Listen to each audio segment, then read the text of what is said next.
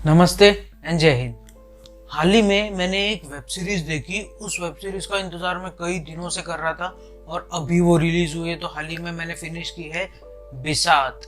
इसी के बारे में आपसे बात करूंगा, मेरे एक्सपीरियंसेस शेयर करूंगा, मेरा रिव्यू दूंगा, मेरा व्यू रखूंगा, मुझे ये वेब सीरीज कैसी लगी ये बताऊंगा। आप बने रहिए, देखते रहिए exposing star with Shantanu.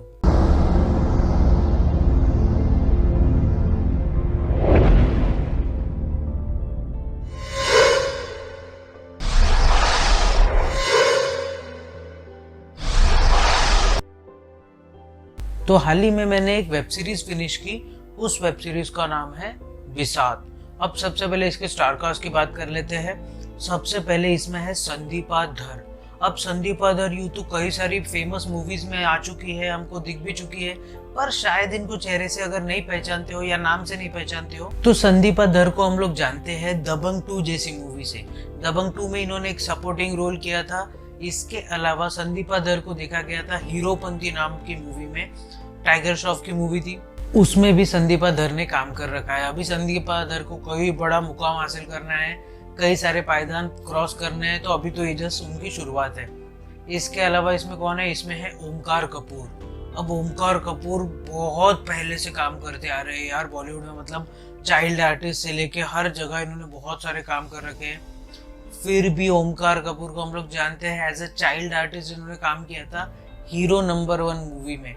Hero number 1 movie में जो छोटा बच्चा रहता है वो है ओमकार कपूर। इसके अलावा ओमकार कपूर ने हाल ही में एक वेब सीरीज की थी, उस वेब सीरीज का नाम है कौशिकी। कौशिकी का यार मैंने रिव्यू किया था, बहुत जबरदस्त मूवी थी। सयानी गुप्ता थी उसमें, अल्टीमेट मूवी थी। पूरी लाइमलाइट सयानी गुप्ता लेके चली गई, फिर भी ओमकार कपूर एक अच्छे एक्टर है। तो ये तो होगी स्टारकास्ट की बात। अब बात कर लेते हैं प्लॉट की। बिसात का प्लॉट है क्या? डॉक्टर कपल दिखाया गया है ओमकार कपूर और संदीपा धर को। ये दोनों कपल अपने ही लाइफ में बिजी रहते हैं, एक दूसरे को टाइम देने का इनके पास में समय नहीं रहता, जबकि इन दोनों की लव मैरिज हुई रहती है। पर वही लव मैरिज के बाद में शादी में प्रॉब्लम्स, ये चीज़ वो चीज़ होती रहती है, तो दोनों अलग अलग खाना बनाते हैं। एक ही घर में रहते भले हो बट अलग रहते हैं, अलग रूम में रहते हैं, अलग खाना बनाते हैं, सब उनका अलग होता है। अब संदीपा धर की एक आदत रहती है कि वो रहती है साइकेट्रिस्ट, और वो अपने पेशेंट्स के लाइफ में इतना इन्वॉल्व हो जाती है कि उनको समझ में नहीं आता कि उनको एक डॉक्टर बन के उनकी हेल्प करनी है या एक फ्रेंड बन के उनकी हेल्प करनी है। ऐसी ही एक पेशेंट बन के आती है वहाँ पे एक बड़े फिल्म स्टार की बीवी। अब वो बड़े फिल्म स्टार की बीवी संदीपा धर के पास आके बोलती है कि भाई मेरा पति मुझे बहुत ज़्यादा मारता पीटता है, अब्यूज़ करता है, बट मैं ये बाहर बोल नहीं सकती क्योंकि इतना बड़ा स्टार है वो कि पूरी पुलिस वाले, नेता, अभिनेता सब लोग उसके घर में हाजिरी लगाते हैं।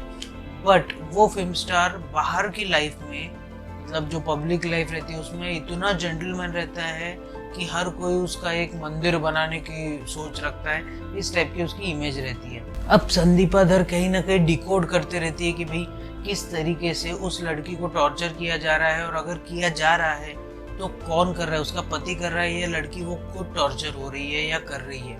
अब इतना बड़ा बिजनेस एम्पायर जो कि उस फिल्म स्टार का रहता है, वो फिल्म स्टार की हो जाती है हत्या, और वो हत्या का शक आता है संदीपा धर पर। अब संदीपा धर ने क्या उसकी हत्या की है, क्योंकि उसको तो कोई लाभ नहीं है, ना उसके पास कोई मोटिव है, ना कोई प्रॉब्लम है, तो संदीपा धर कैसे हत्या करेगी? पर क्या इसी के चलते संदीपा धर बच के निकल जाएगी? और इतना बड़ा बिजनेस एम्पायर रहता है उस स्टार का, क्योंकि उसके मरने के बाद वो पूरा बिजनेस एम्पायर मिलेगा उसकी वाइफ को, तो क्या उसकी वाइफ इसमें इन्वॉल्व है उसकी मर्डर में? ये सब के बीच में ये सारी स्टोरी झूलती है। अब इसको सॉल्व करने के लिए पुलिस किस तरीके की तिकड़म लगाती है, और क्या आखिरी में पता चलता है कि क्या संदीपा धर ही मर्डरर है, क्या संदीपा धर का पति मर्डरर है, क्या वो फिल्म स्टार की बीवी मर्डरर है, या फिर कोई और तीसरा ही बंदा है जो मर्डर करता है और इनके ऊपर में नाम डाल देता है। इन सब के बीच में ये स्टोरी झूलती है। अगर शॉर्ट में समझाओ तो एक डॉक्टर रहती है और एक बहुत बड़ा फिल्म स्टार का मर्डर हो जाता है।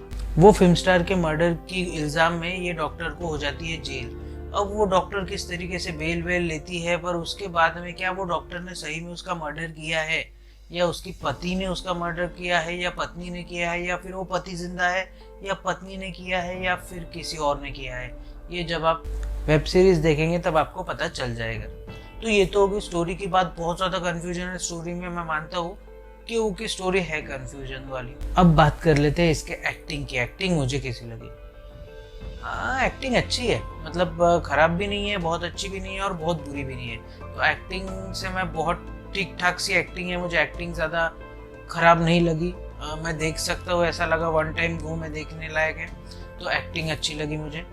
तो ये तो हो गया एक्टिंग के बाद। अब बात कर लेते हैं इसके प्लॉट की, मतलब स्टोरी मुझे कैसी लगी। स्टोरी यार कहीं ना थोड़ा सा मेरे को ऐसा लग रहा है कि जबरदस्ती स्ट्रेच की गई है स्टोरी, या जबरदस्ती उसमें सस्पेंस डालने की कोशिश की गई है। पर उसके अलावा मुझे स्टोरी अच्छी लगी, अच्छी इनफैक्ट कुछ ज़्यादा ही अच्छी लगी। स्टोरी बहुत अच्छी है, सस्पेंस आखिरी तक के आपको पकड़ के रखेगा। उसके अलावा कई सारी चीज़ें, हर एक एपिसोड में आपको लगेगा कि ये मर्डरर है, ये मर्डरर है, या फिर इसके ऊपर शक जा रहा है, उसके ऊपर शक जा रहा है। और जब एंडिंग में राज खुलेगा तब आपको लगेगा कि यार ये तो मैं जो सोच रहा था उससे एकदम अलग ही निकला।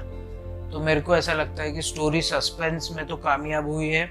बहुत सी चीज़ों में, बहुत सी टेक्निकलिटीज़ में गड़बड़ है, बट ठीक है, स्टोरी मुझे अच्छी लगी है। वन टाइम वॉच से कई कई कई ज़्यादा है और बेस्ट से थोड़ा सा कम है। तो ये तो होगी स्टोरी की बात। अब ये आ कहाँ पे रही है?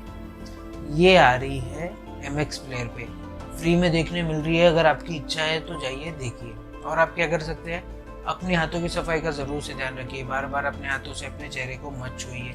इसके अलावा सोशल डिस्टेंसिंग का ध्यान ज़रूर रखिए, मतलब अपने में और अगले में कम से कम 10 से 12 फीट का अंतर रखिए। इसके अलावा भारत में बनी कोरोना वैक्सीन कई प्रक्रियाओं से गुजरने के बाद आप तक पहुंच रही है, तो जब भी आपकी बारी आए कोरोना वैक्सीन अवश्य लगवाइए। इसके अलावा जब भी आप घर से बाहर निकले अपने चेहरे को फेस मास्क से कवर करना ना भूलिए, इससे आप खुद की भी रक्षा कर पाएंगे और औरों की भी रक्षा कर पाएंगे। इसके अलावा लाइफ में कभी अगर आपको लो फील हो, कोविड की वजह से आपकी जॉब चली गई हो, आप पे इकोनॉमिक क्राइसिस आ गई हो, या कोई भी आप पे प्रॉब्लम हो, तो इसके बारे में अपने घर वालों से बात कीजिए, जानने पहचानने वालों से बात कीजिए। डिप्रेशन में मत जाइए, डिप्रेशन को मार के इंडिया से भगाइए।